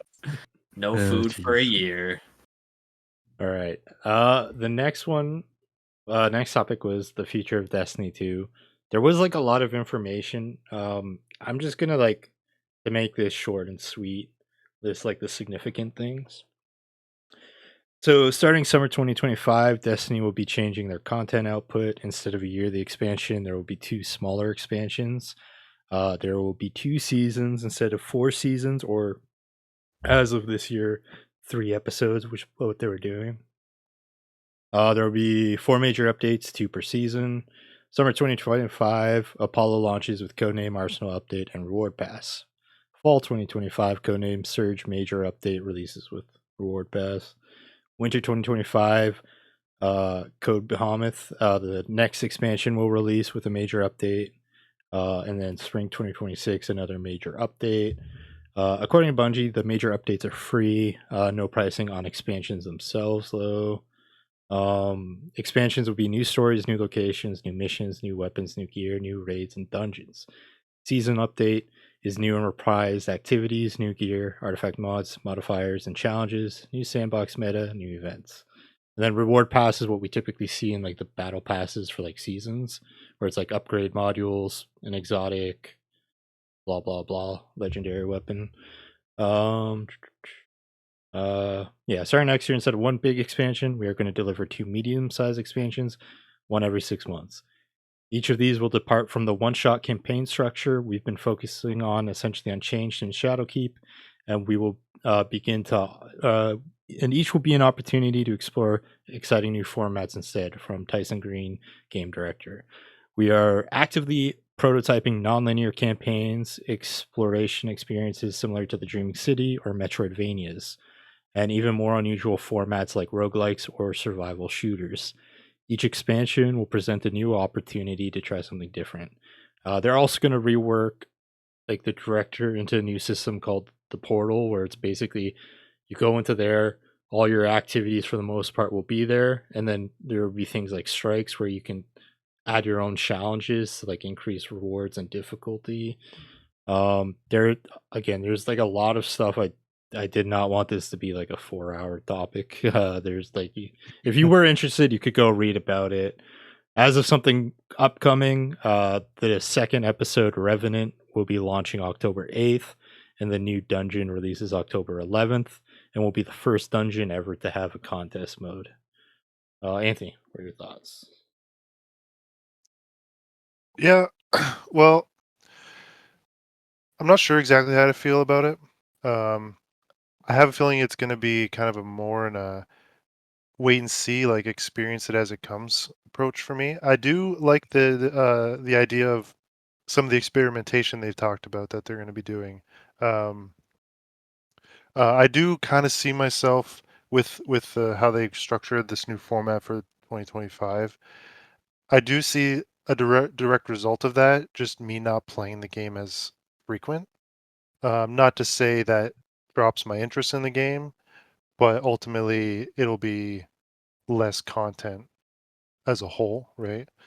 And even with this episodic format, I'm already probably playing less in a year than I usually do based off the previous seasonal format. So, um, which if a lot of people end up being the same boat as me, that would have a direct effect on their bottom line, right? And it's interesting where they're at because like they lost a bunch of employees, so they kind of have to consider that with the output that they're having to bring it down, but then that's ultimately going to bring down the income the game makes to some degree. But we'll have to see what happens.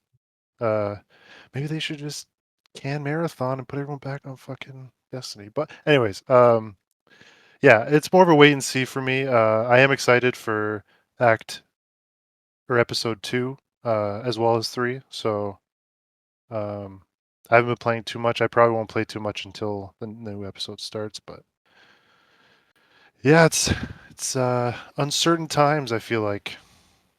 Maybe not fully, but yeah, it's weird times. Yeah, no, like honestly, I'm okay with this news, like because things were looking far more bleak the past couple months. Like True. all I kind of care about is having reasons, even if like not as often as they used to be, to come back to the game because I love how it feels. I love playing it. It's just always that game for me.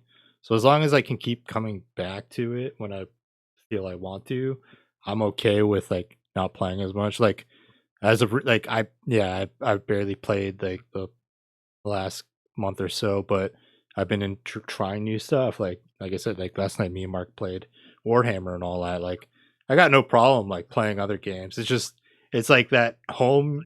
It's like you're off to college, and every now and then you kind of want to go home, like for a visit. You know, you want it to be there. So like as long as it's still there, I think I'm happy with that. And I'm excited for the new episode. Like as you said, Anthony, because it's supposed to be vampire themed, and they said there's going to be potion crafting. So I'm interested to see how they approach that.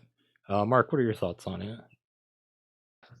I mean, like it's an interesting choice. It is hard to make an actual sort of like set in stone assessment of it right now because like maybe this will be a good thing.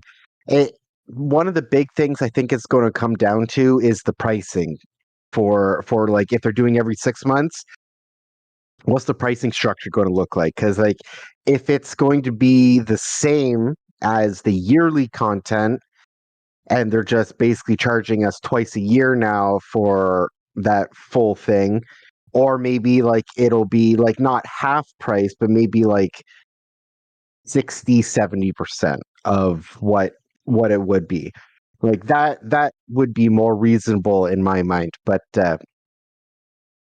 yeah, I mean, like it Destiny is a fun game. I was just playing it a little bit ago, and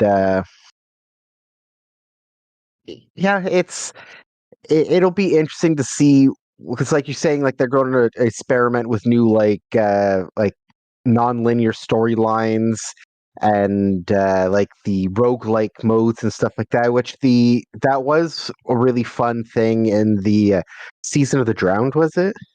Oh yeah, Season of the Season Deep. of the Deep, yeah.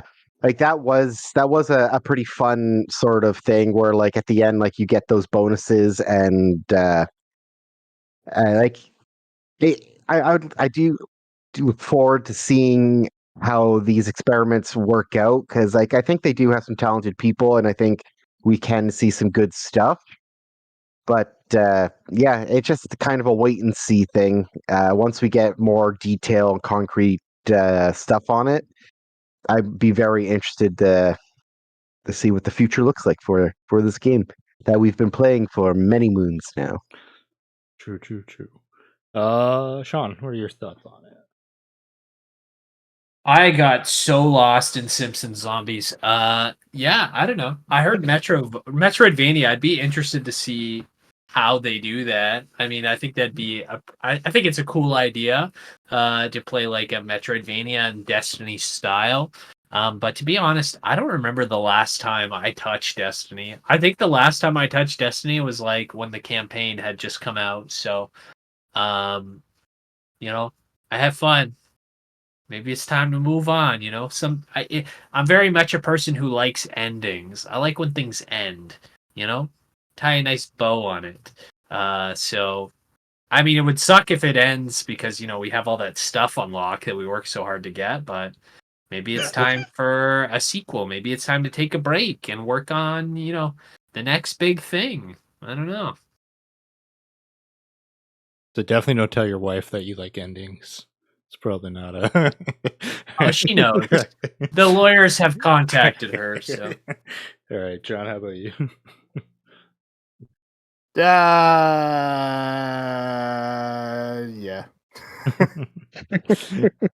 All right. Any final thoughts before we move on? All right. Final Nothing topic. from me. So I've asked each of us to put together our list of our game of the years from the past 10 years. So from 2014 to 2023. After like talking to you guys about it, we've included exceptions. Like if you want to put in a remastered collection, you can do that. If you want to put in an expansion, you can do that.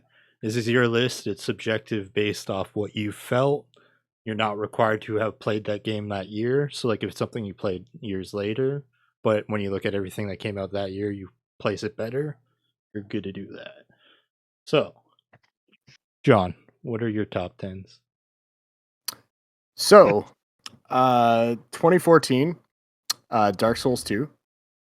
That was my entry to the Souls series, so it was an obvious pick for me. 2015 was Bloodborne for obvious reasons. Is because I got really into the Souls series and wanted to play that.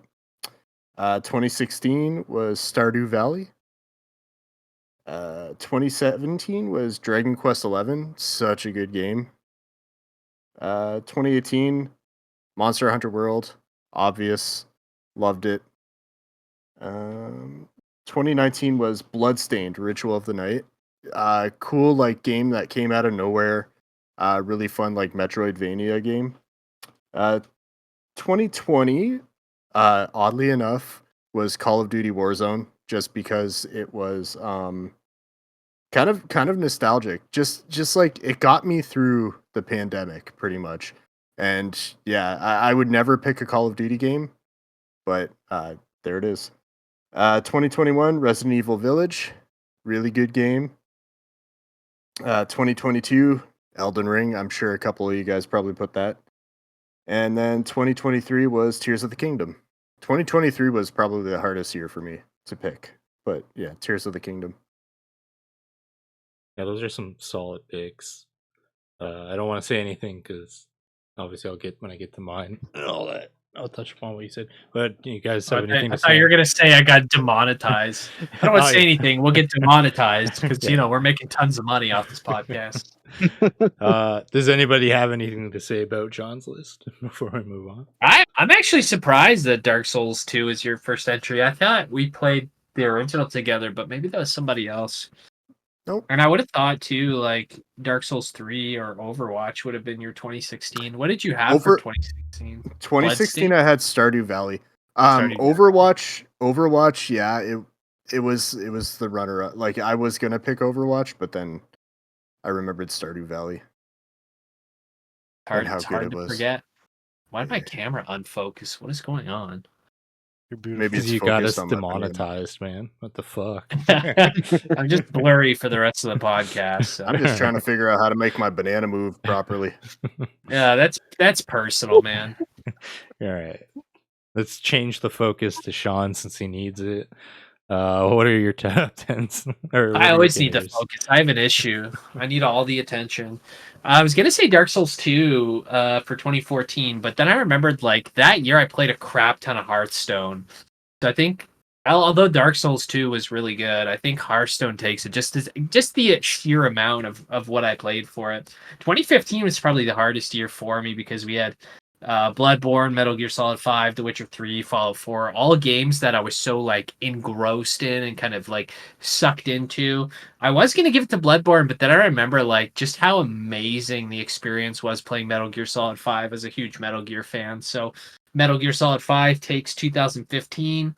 2016, once again, yeah, I played a ton of Overwatch, but I had to give it to Dark Souls 3 because I think Dark Souls 3 really is the reason we have Elden Ring. Like Dark Souls 3 really kind of opened the gate for people who weren't Souls players to kind of jump into the series because in my opinion it's one of the easier Souls games, but also like it's just a little bit more high paced than Dark Souls 1 or 2.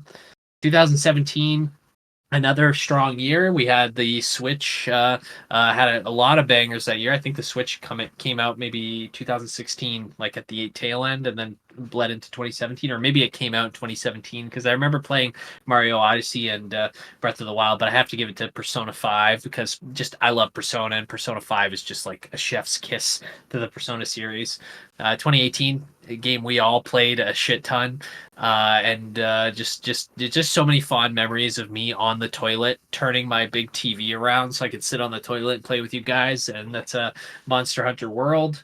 2019, another tough year for two games in particular, because I really, really, really enjoyed playing Sekiro. I actually started speedrunning Sekiro. I liked it so much, but I have to give it to Disco Elysium because Disco Elysium is just the perfect game. I literally have no complaints about that game. 2020 is hard because once again, there's a game I played a lot of and a game I really enjoyed. I really like I can't even think of it now as like, do I want to give it to Animal Crossing or to The Last of Us Part 2? It's so hard. I don't even know. I'm gonna give it to The Last of Us Part 2 just because of all the tears I shed during that game. There's so many like heart-wrenching moments of that game. And I think that game is like the perfect personification of revenge, and kind of showing both sides. I really like stories where it's like it doesn't just showcase the revenge happening, it kind of showcases the repercussions to your revenge as well. So I'll give it to The Last of Us Part 2. 2021, the year one of my favorite games of all time came out. We were just talking about it earlier, and that's Valheim. Just a perfect game. I know that last boss fight was broken, but I still, honestly, to this day, I have no qualms jumping in and playing that game for hours at a time. It's one of those games that like teleports you, in terms of like it's like a time travel game. You turn it on, it's like 8 o'clock. You're like, I have 3 hours, and then it's like 2 minutes go by, and it's midnight. So definitely that one. 2022, not a lot of good games out that year, but I'd have to give it to Skyrim Anniversary Edition. No, it's to Elden Ring. Come on, it's Elden Ring. It's a perfect game. And then 2023. Taking a page out of the Bananas book and just Tears of the Kingdom. What a nostalgic romp. It made me really feel like I was playing a Zelda game, even though it like varies, like it differentiates from other Zelda games. It was just kind of the perfect package. It was like one of the first times in a long time I felt really nostalgic about a new experience. So I have one complaint with your list. You're telling me you didn't cry at all during Animal Crossing? Tom Nook was just a fucking terror, man. only when you guys came to my island and started like dry humping all of my things. Hey, that was don't invite that was us probably if you don't want us to do that. I will say that's why one of the main reasons it's tough is because like that was Ash and we hadn't been dating that long. I think like maybe a year and a half or whatever. And like we weren't seeing each other. We were just talking, and she bought Animal Crossing and a Switch just to play with me, and that's how we communicated. So but you know, seeing Joel's head get bashed in by a golf club, just much better experience. Spoilers. Yes. Considering there's Oh, a show Joel- going. Oh fuck! I meant Haley Joel Osment. That's you know, the AI kid. He gets his oh shit. Oh, this is awkward. Bananas. Just a The reminder, expression Last of on- Us Season 2 comes out soon. I mean, the game at this point is, you know, to 2 years old, 3 years. How At 4 this years point, old? if you haven't seen it, if you don't know what happens, like, come on. You haven't read one negative review about the game? Come on. I mean, it's a gaming podcast. Yeah, that's so fair. Yeah. There's always I that just found to that funny. All right. Anybody got anything else to say about Sean's list and spoilers? I'm at it's beautiful. Okay. All right. Snape Anthony, kills Dumbledore. your time to shine. Dumbledore. Who? I say Anthony. Sorry, I was rudely interrupted by Mr. Spoilers. You know. All right. So I just want to preface this by saying, doing this list. I mean, I kind of knew this going in, but like, I'm not a guy that plays a lot of games, like variety wise. I play Can a you just lot of take a month to know? Oh, variety wise. Okay, sorry. Yeah. Sorry. I play a lot of the same games. So keep in mind, for probably half or more of this list, I was actively playing RuneScape every single day. And then there was a brief time in between when I stopped that, and then I started playing Destiny basically every single day. So you're gonna notice, like, in some of these banger years, my choices are like, what the fuck? Because I barely played it. I count on one hand, I think, how many games I finished in any given year. So, anyways, let's get started. 2014, I went with South Park: Stick of Truth because it was just a comical game and the turn-based combat, which is great. It wasn't like an incredibly long game, I would say, but it's a fun time. I never platinumed or anything, but love South Park. 2015, I'm gonna give it to Borderlands: The Handsome Collection. Uh, More specifically, Borderlands 2. Um, I did play it on release, and the original release as well, but I played way more time with Mike and Chris, and it was just a great time. Like, hands down, my favorite Borderlands game in the series. 2016. Now that 2016, it was always Final Fantasy 15 for me, and I think I'm still gonna stick with that. I just know that I went back to replay it somewhat recently, and I couldn't do it. So I'm not sure why, but I do look back on my time with that game, and I loved my experience with it. But for some reason, the game doesn't jive with me anymore. At least, yeah, can't explain it, but um, I still think for that given year, because it was back then when I played it at launch, loved it. 2015 or Final Fantasy 15. 2017, I'm gonna go Dot Hack GU Last Recode. It's a collection of the Dot Hack GU series plus a new short edition they added that wasn't originally out, like a fourth game. Um, I never finished those games when I was a kid, and I didn't even finish the first one, but I loved everything that it offered. And then when this came out, I think I sunk. I didn't even finish all four of the games in it, but I put like almost 100 hours into it, and I still plan on going back to finishing it. But yeah, it was great, great time. 2018. I'm not going to elaborate too much on this one, but Monster Hunter World. It's the short answer. 2019, Borderlands 3. Um, there was literally nothing else I could even put on the list for that year, because obviously I didn't play very many games that year. But I did enjoy my time with it, even though there were some annoyances with the game. But it's the best option I could really offer. So I wouldn't never necessarily say it's my game of the year, but it's the only option I can point to. It's a really glowing review for Borderlands. Oh, three. Well, I said Borderlands Borderlands 3. 3. Yeah, yeah. Oh yeah. Mainly because that fucking little girl, man, what a bitch. She should have been the one to die. Whoa. This took a 2020. dark turn. As soon as Sean said this took a dark turn, I looked and I just saw a pickle on the screen. Sorry. Yeah, that's what I was talking about. That's 100% what I was talking. All right, sorry, Anthony. Keep going. 2020, Animal Crossing. It was a great way to, with the pandemic, staying in touch with people and just the gameplay, the very easygoing, great vibes for that time of our lives, you know. Couldn't have picked anything else. I don't think I actually played very much else, to be honest, but great game.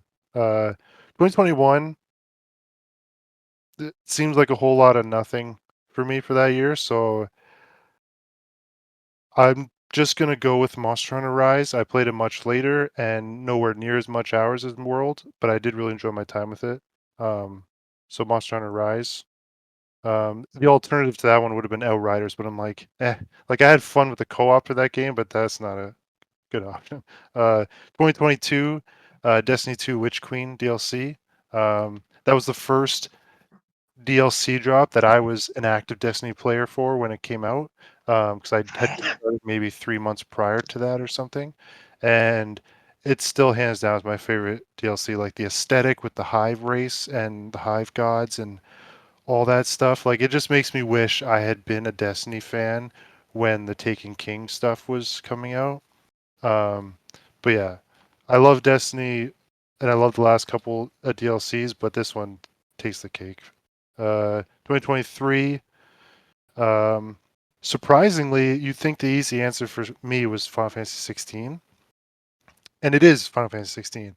But I actually had an inner monologue with myself of potentially picking Spider-Man 2 because that game was just so out of left field for me. I was like, I'm gonna play it, and then I fucking platinumed it, and I had such a good time with the game. And I'm not that big into superhero games, to be honest, but the game was just so good. Like, it was just great. But anyways, Final Fantasy 16, I've talked about it on this podcast many times, so I won't go into it, but that was my game of the year for that year. Are we doing 24? No. Did we? No. No, okay. I It's figured not done yet. Yeah, come January we'll do like a one-off of like January, the first week of January we'll talk about what our game of the years are for 2024. But All right. Yeah. I'm very happy to hear that, because I figured 16 was the shoe-in, and I'm very happy that Spider-Man at least was in your head being like, hey, what about me, man? Yeah, I even considered it like closely. I'm like, maybe, but no. But it was definitely real close. Anybody got something to say about Anthony's? Yeah, for someone who prefaced your list with I was playing RuneScape every day, RuneScape wasn't your game of the year at all. It came out in like Judgment. 2009 or something. No, it comes out every year, okay? A new iteration. Even though I started Destiny so much later, for 2017 I wrote Destiny 2 as a potential option just because I play the game and I'm like, it doesn't make sense because I've never it's such a different game from then. So I was like, no. Oh yeah, 100%. Oh, it's so different. Yeah. All right, Mark, what do you got for us? What are yours?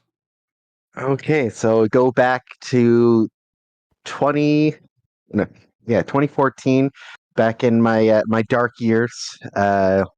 Things were a little bit green back then, but I got it checked out and everything's blue now, so we're good to go. But so first one I picked is the Halo Master Chief Collection. Halo is one of the only series from Xbox that I would miss playing if the new one didn't get shit on by their own community so much. But Halo Master Chief Collection, because Halo's 1 to 3, especially 3, I played that one so much. So being able to play through all those ones again was very, very nice. For 2015, picked Fallout 4 because Fallout is just I sunk so many hours into it. Granted, I only built one actual settlement. The other ones I kind of ignored, but that one settlement was awesome. And then it was just getting in power armors and jumping off of roofs and just seeing what happens. Didn't play this one when it came out, but I did play it a lot. Especially I think we all played it for some time. But for 2016, I picked Dead by Daylight. I just didn't see any other one. I saw that one come out. I'm like, I had a really good time with that game. But I'm sure it is a really different game from when it first came out because they added so many killers and so many other things into it. But that was a phenomenal game when I played it. For 2017, I picked Nier Automata. That one was just a really fun experience, and I had a really good time playing the game. I did get the platinum only because they're just like, hey, you beat the game. You probably don't want to sink another 100 hours into this in order to get the platinum. So just go buy the trophies from this vendor over here, which is what I did. And so I got the platinum. It was a really, really fun game. So it wasn't just because you could buy the trophies at the end of the game, but it was a lot of fun. Great story. I enjoyed that whole experience. 2018, I picked God of War because it's just a beautiful game. Just walking around, bullying your son, throwing axes. So much fun. 2019, even though that one guy was being a little bit of a bitch recently, I did pick Days Gone. It's like that was like the first like real horde mode zombie experience that was just like it truly felt like you were in like the zombie wasteland sort of deal. And like you go into this area, you accidentally do something, just a giant mass of zombies come at you. This really, really fun experience with that. For 2020, simply because I did not play this game when it first came out, but I did play it after it was patched into being awesome, was Cyberpunk 2077.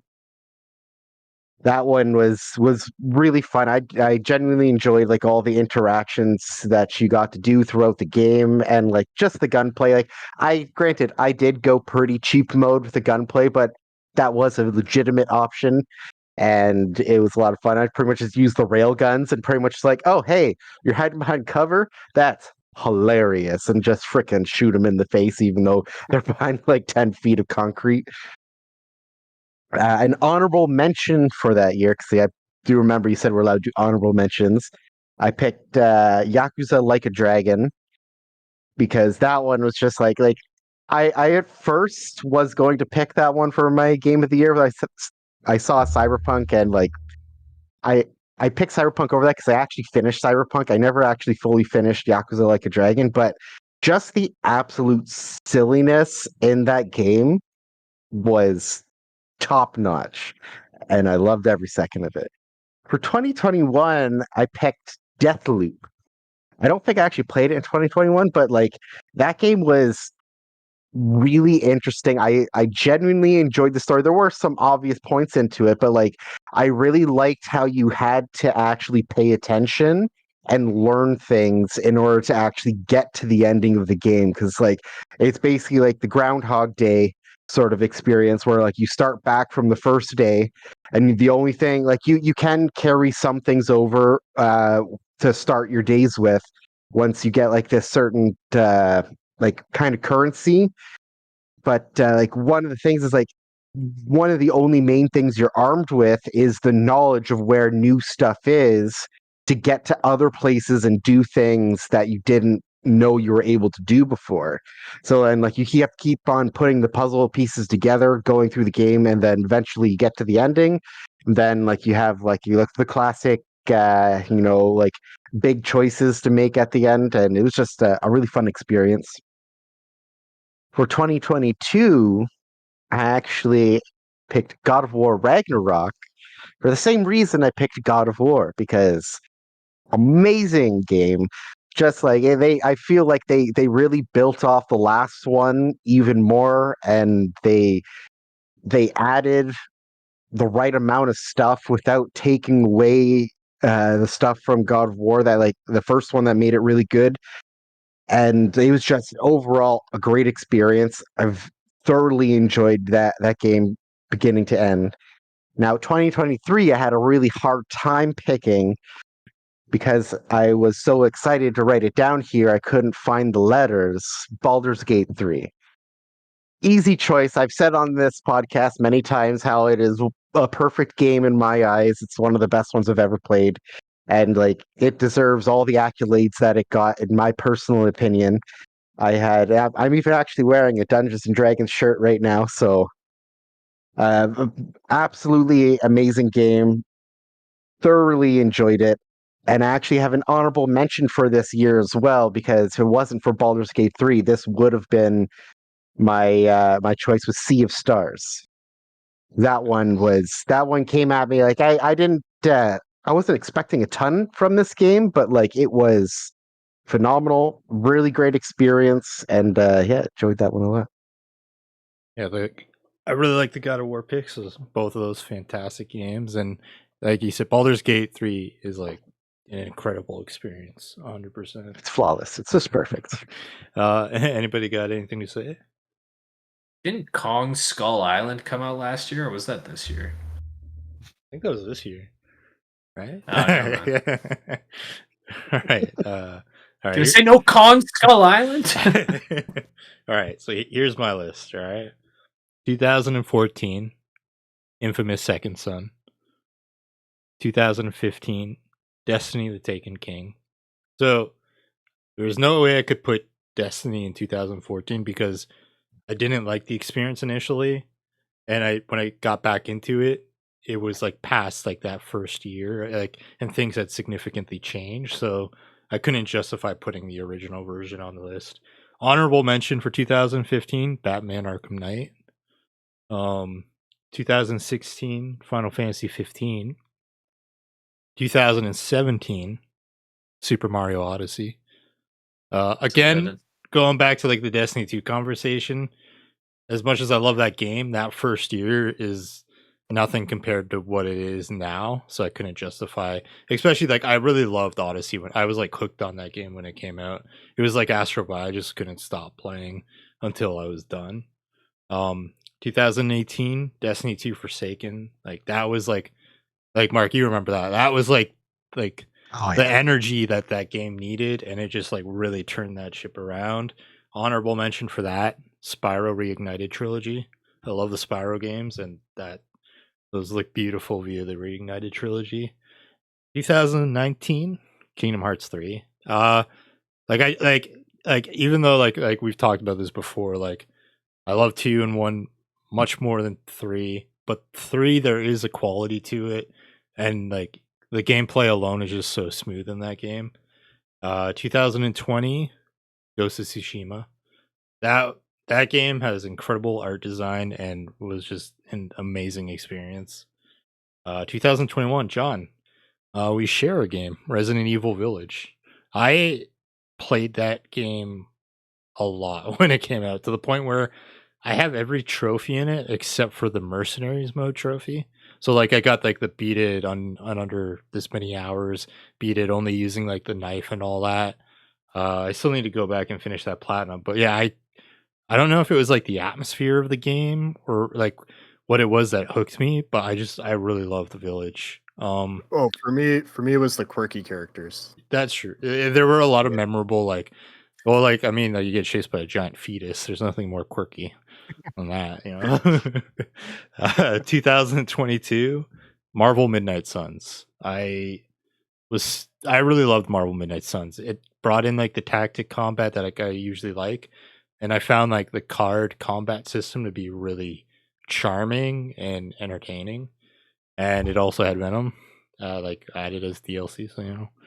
Yeah. And then surprising absolutely no one, Marvel Spider-Man 2 for 2023. I love that game. I played that nonstop during the weekend that it came out. I was dedicated to getting that platinum ASAP, and they did a lot of things that I didn't expect them to do, and it was an amazing experience. Yeah, so that's my list. That's cool. I talk about your guys' games. You're like, fuck you. All right. No Elden Ring. I think you picked the wrong game for 2023 because Baldur's Gate 3. I mean, you played the shit out of that one, but you know, whatever. But Baldur's Gate 3 had one flaw. It didn't have Venom in it. So it's like, that's your fault. You could create Venom. You could be. It had a tentacle guy. like if I tried to make Venom, I think I'd get in trouble with people. I'll just say that right there. I don't think you understand how the community works for these kinds of games.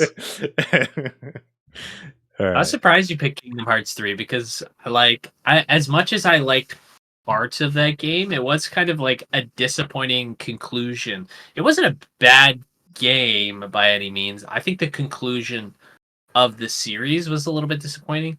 Also, like, you know, what is Donald just using Giga Flare or Mega Flare, like one of the strongest like he's where the was most that powerful wizard in all of Final Fantasy lore, so put some respect on the name, you know. Put some respect. Where was that during combat? He wouldn't even friggin' heal me. He knows how to use that. Like, where was that? We could have like one shot at To everybody. use it the whole time. He was too busy coming up with recipes. Yeah, there just wasn't much that year that there wasn't really anything I would place above Kingdom Hearts 3. I think that was like a big factor in choosing it. Yeah. All right. We made it through another successful episode of the Guy Pipe. Well, not successful. I don't care what anyone says. Anthony was muted. I don't care what anyone says. Maybe yeah. he muted you. That's fair.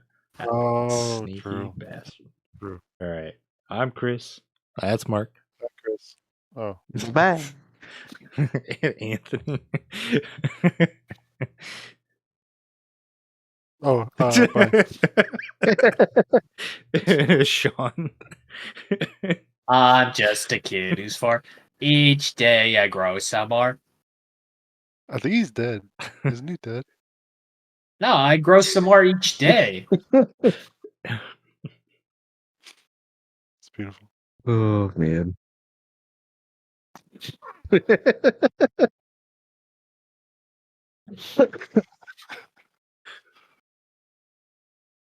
I'm Caillou. See, I was just like the last time I went to say John or somebody after that, he went, "I'm not done yet." I was holding out for him to finish. I was waiting. we found ourselves in a stalemate, and then last of all, John. All right, that's been the Guy Pie podcast. That's a way.